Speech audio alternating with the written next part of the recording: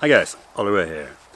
Autumn is slowly transitioning into winter, and that time of the year it comes with fog and low-hanging clouds, and that means it's time for some really moody woodland photography.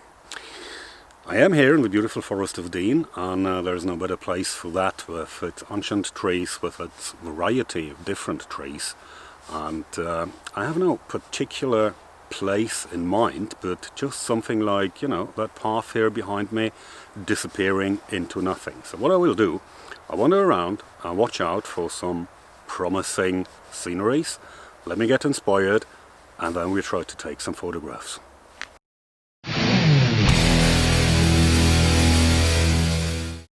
One of the first things that catches your eye when you walk along that beautiful forest floor with its warm brown and red tones are trees which have a rather unusual shape. So immediately I walked straight towards that first one here that has that branch coming along horizontally, and I'm trying to make use of that horizontal branch by including it in a foreground and create a lead-in line to that tree. Let's do that first. Okay, what I got with me, my trusted 5D Mark III, and attached I have my landscape lens, my standard landscape lens, which is my 16 to 35mm f4. On top of it, only the Lee landscape polarizer today, and the idea is, just because everything is wet and moist and damp, and I am trying to bring out some more details by removing some of the reflection. I'm not quite sure yet whether I will like these results more over the ones without the polarizer, but I will certainly try.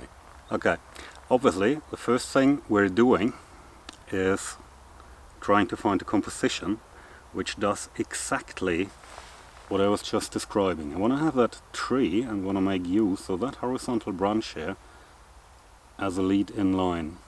I'm going to tut further in because there was something disturbing on the left. That one here. Closing a little further in, making the branch coming straight out of the corner. And then let's see what the polarizer does. The Lee landscape polarizer warms up scenes a little more, and yeah, this is without, and when I dial it in you see what happens. Finding the maximum spot here. Yeah, I think this looks pretty good, and we're taking the first shot.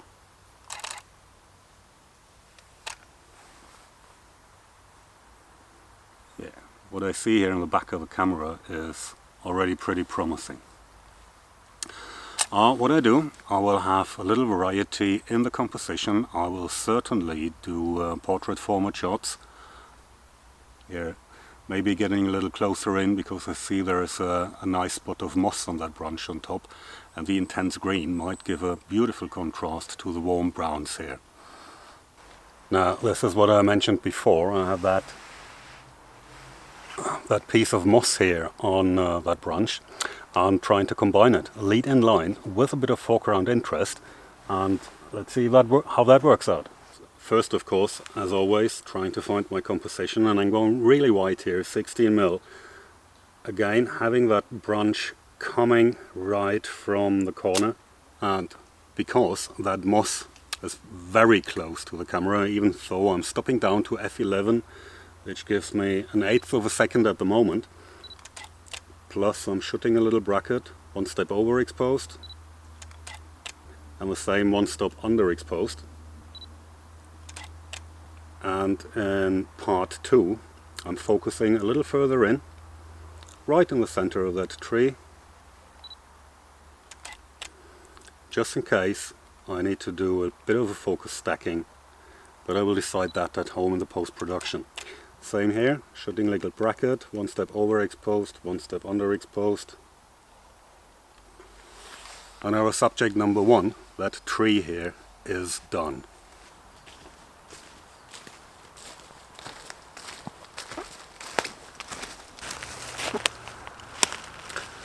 Well, and here's another thing I was looking out for. What we have is one single tree with that little branch. It's a beech, and some of the leaves in these warm brown colors are left on it. It's late in autumn, so anyway, I found a few. And as a backdrop, we have that range of spruces, which are really dark and moody, with some spots of the foggy light above. And I think that's just going to be my next subject. The goal is, I want to really isolate these leaves, these colorful leaves in the foreground, which means I really need to get high and just see how we can work it out with the light and the color in the foreground, and let the background disappear. Now, composing the image isn't exactly super easy. First of all, I need to get really high, too high to do the composition what I normally do through my viewfinder. So I have to do it in live view, and it's going to be crucial how I am trying to isolate this little branch with the leaves, or maybe I am even trying to include that tree here on the left. And I think I am going to try both. And I'm starting here first with my wide angle view. I have on the left side the tree in it, and that little branch is building a lovely diagonal coming out of the corner. Again, only focusing on the leaves and shoot a little bracket.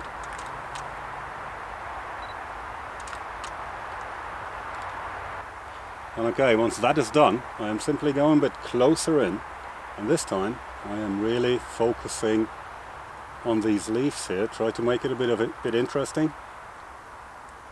Don't have them in the center, a bit like that, and take the shot. Same thing again here. I'm going to shoot a few brackets, make sure we're focusing on the right spot, F11, and go for it. Yeah, this is the thing with forest photography. What I do, I wander around and open my mind for all these impressions that the forest has to offer to me. And I look at the scenes, the big pictures, the smaller things, some colors, some shapes and structures, and at the same time I'm trying to imagine how could they look in a picture. So you know me, it's not only taking or creating the photograph, or better, the creation process doesn't end with taking the photograph in camera. It's always a little bit of post-processing, and try or see how we can amplify the different moods and the scenes and the impressions we have. So the next thing for me is what you've just seen, the dark and moody spruces behind me. First I was trying to include that branch with the colors, and now we're doing the exact opposite. I'm trying to remove all that and simply focus on these dark and moody trees here behind me. Here's a side note, when I'm running a workshop and I have a small group of people and ask them to get their gear ready.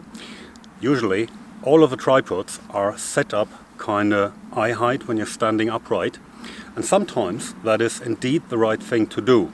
Like for now, what I want to do here, I want to have only the trees and a bit of that mystic foggy light on the top.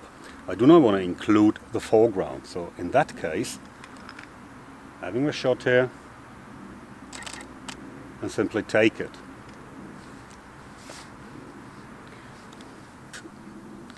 But very often the interesting things in the forest are right down underneath your feet, and when you open your eyes you can lift images really to the next level by including some foreground interest. This is what we're trying to do now.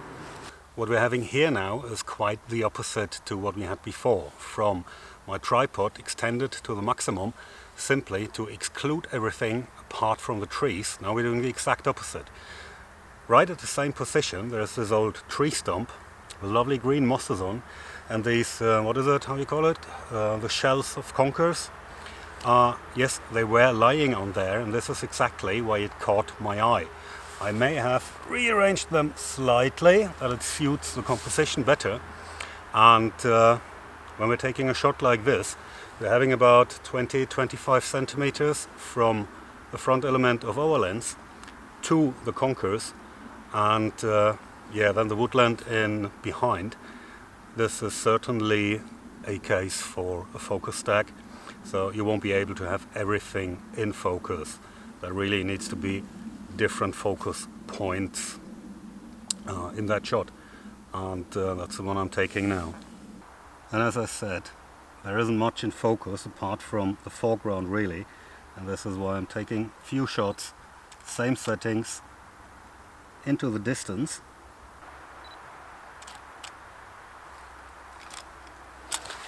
Just to make sure I really have all the material I need to create the image I want.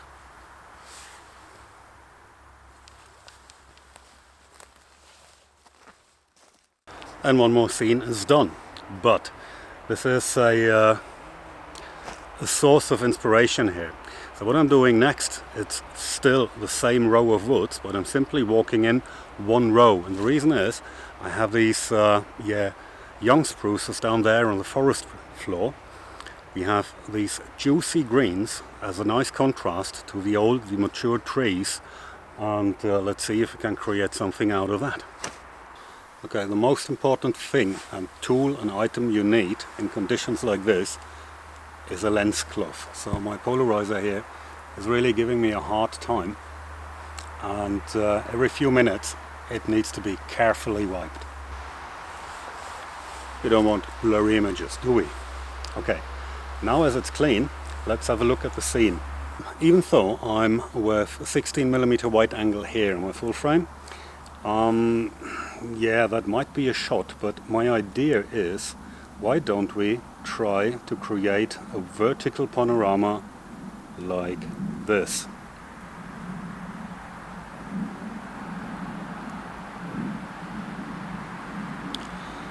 And after that, maybe I'm doing another panorama, change to portrait mode and do a normal panorama. So experimenting is key. I don't really know yet how it will work out, but I'm going to find out in a moment.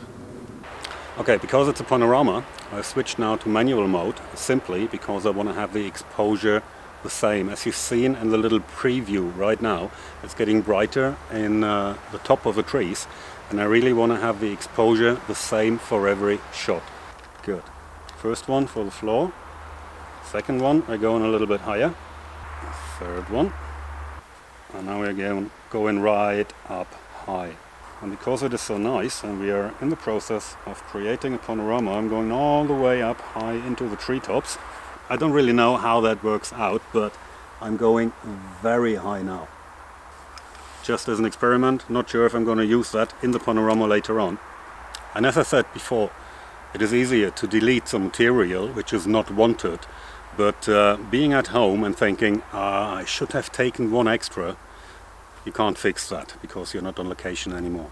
What I do now, as mentioned, I change the camera to portrait format, and then I will shoot a standard panorama of this lovely piece of woodland here and see how that works out.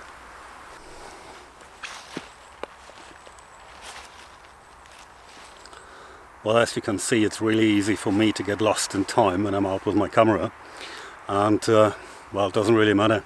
I mean, it is a beautiful part of the world, and what could be more enjoyable than spending time out in nature, engaging with nature, getting part of it, becoming a part of it.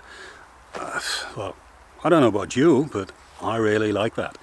For now, I think I have enough of that place, even though I really like doing smaller variations and going through my process again, moving a little up and down, to the left, to the right, and simply see if I can improve my composition or whatever it is.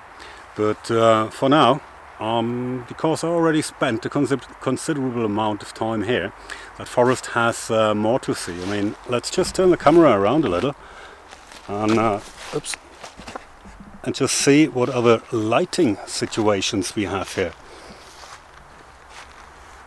Yes, that's the Forest of Dean. And for now, I just grab my gear and wander off and see what else I can find.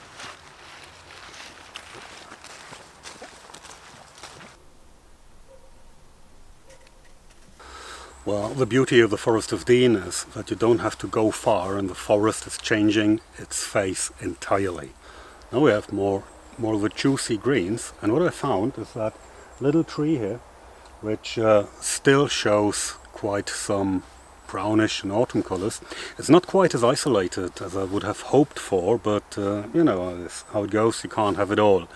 It does have, however, a lovely bend in its stem, and I get the camera in place and see if I can take an image out of that. And again, here's a great demonstration. While a polarizer for me is the most versatile, most important filter in my entire bag. Just have a look at this, what happens when I dial it in.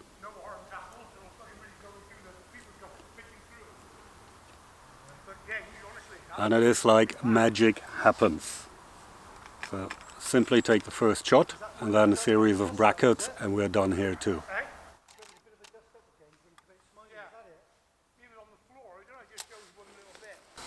Very often people say autumn is the time of tristesse. Everything is grey and foggy and yeah, just meh.